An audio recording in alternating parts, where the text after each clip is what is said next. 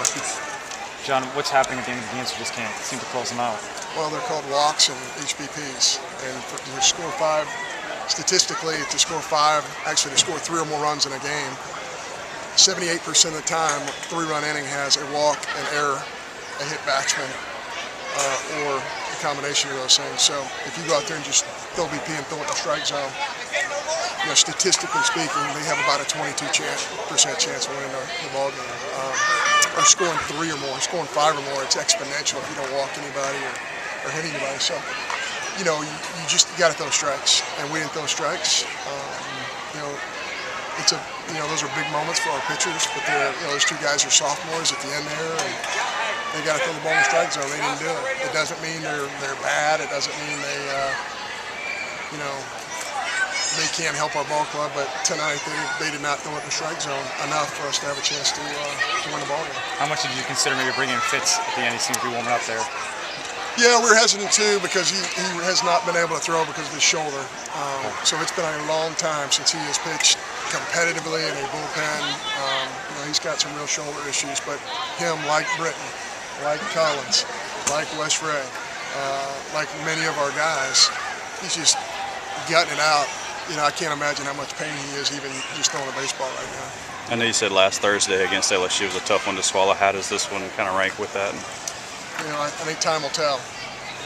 Time will tell. But, it's all my responsibility. And, if we can't throw strikes in those situations right there, it's my fault. We got to find people who can throw strikes. That was our whole goal.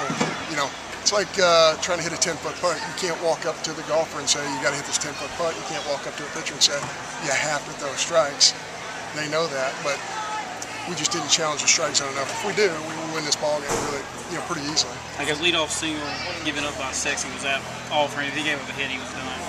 No, because he walked the next guy on 4 pitches, yeah. So that's when we knew he was done. Ready to roll. He's at 120. We didn't have a choice. We had to go get somebody else. We needed 2 more outs, and we didn't think it was a stretch for those guys to be able to do that.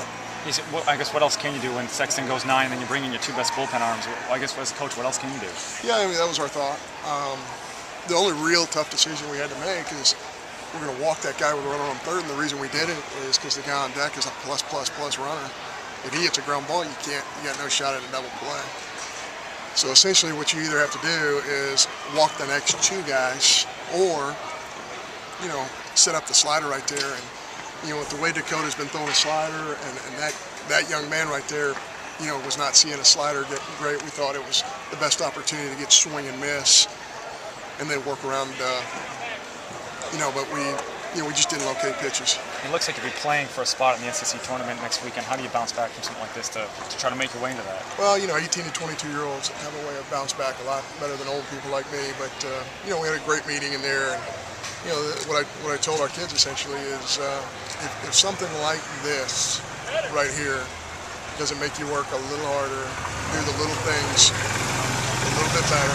We're undermanned right now. We really are struggling with our bodies, with injuries, with everything else. But, when you get to those moments where you have to win these games, it all comes from your belief in yourself. Your belief in yourself comes from your work habits and how much you're putting into it. You have to deserve these moments. And quite frankly, I think in some cases our kids don't believe they deserve the moments just yet, but they will. That just comes from working at it and going through things like this. What's different about this team right now compared to the 13-0 start team? Yeah, it's completely different. I don't think there's a team in the league that's the same as they were after 13 games. But certainly, I feel like we're playing defense at an incredible level. When I see Matthew Britton dive into the 6-hole and make a play, knowing the amount of pain that he's in, it's just remarkable to me. I wish everybody in Bulldog Nation could understand how injured he is, how injured Sproul is with the separated shoulder, how injured Luke Reynolds is with his ankle, how injured Collins is with his left. I mean, it just goes on and on and on. So these kids are really, some of them are playing at 50 or 60%, but we don't have a choice right now. And to see how hard they're competing, and really, give it everything they could today. That part of it is pretty gratifying. But not being able to throw the ball in the strike zone at the end is a killer, and that's an area we got to be good at to be able to win in this league.